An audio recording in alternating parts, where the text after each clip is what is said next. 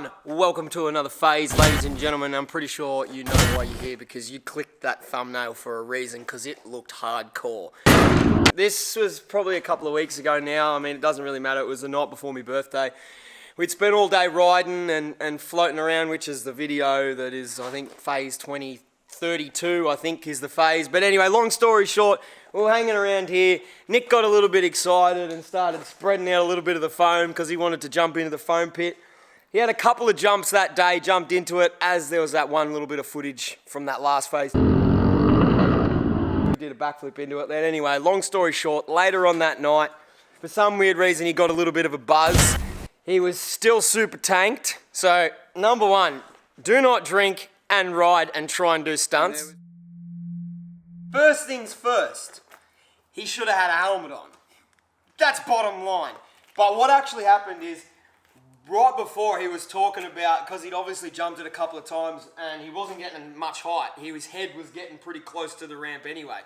So, we were like, right, we'll put it on a pallet and we'll jack it up. So we jacked it up, pushed it all forward. Mind you though, at the same time, none of this was set up and hasn't been. Nick got the idea and seen all the foam and said, fuck it, let's put it in a pile. This ramp wasn't even in this room, it wasn't even in the shed. It's all the way out the back and he's wheeled it in, dragged it, all by himself. We weren't even around.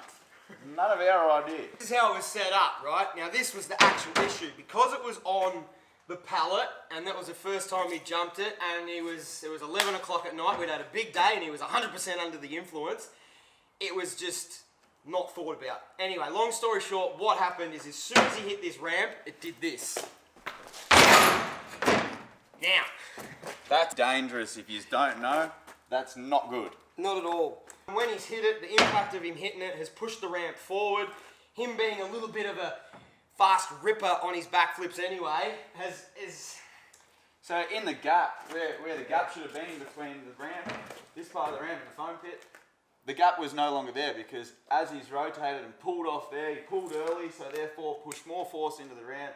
That pushed it all the way through his gap. So he's rotating where he should have been really past clear. the ramp. He should have been by it, and this has caught back up to him. So these things happen, and pretty much we thought that's the whole, like, rather than just show the clip, and we sort of thought we might as well explain what happened a little bit better, because first things first, this is not how we like things to go down. It was like, and it was a proper moment where I honestly thought he was dead, or he was going to look me in the eye and go, I can't feel anything, dude. Like, it was a proper scary moment, and realistically, it's just, we're just all lucky that he was okay, and he was better than okay. For sure. It was probably lucky that it was as severe as it was, because it wasn't just a clean knock on the head. His top of his shoulders caught the top of the ramp as he flipped into it. Yeah. They're like burns, man. Yeah, that's what it feels like. It feels like I'm burning. Got too keen to flip too soon. They're inflamed too. They're swollen already. There's a bit of swelling going on that one. Heat, hot around hot. it. Yeah, hot. Yeah, it's been punched like. Yeah, but still, he got up out of here after fucking headbutting the foam, and then the bars followed him through. He come out with a blood nose. He was stiff as fuck because he got knocked out and shit. So it was still brutal as fuck. But yeah, it was obviously one of those things that's like, if we've got any advice for anyone out there, the first thing is put a fucking helmet on.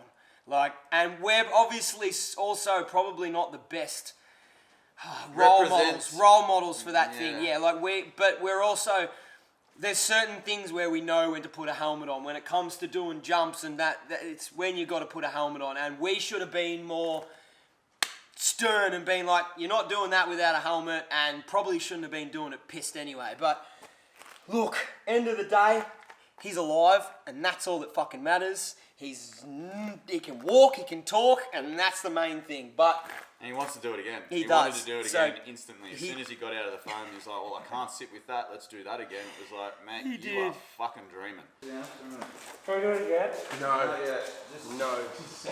No. But, so, long story short, I guess we're going to show it now. I might cut it out. I don't really even know how I'm going to plan this, but this is it. This is how it all went down. I've got two different versions. I actually recorded it in slow motion, so I didn't have sound, so it's recorded at like 110 frames per second. So I had to, and just to make it a little bit more obvious for you guys, I pretty much turned it into real time, added a few sounds that I came in here and recorded that I think were pretty much close enough to what it was.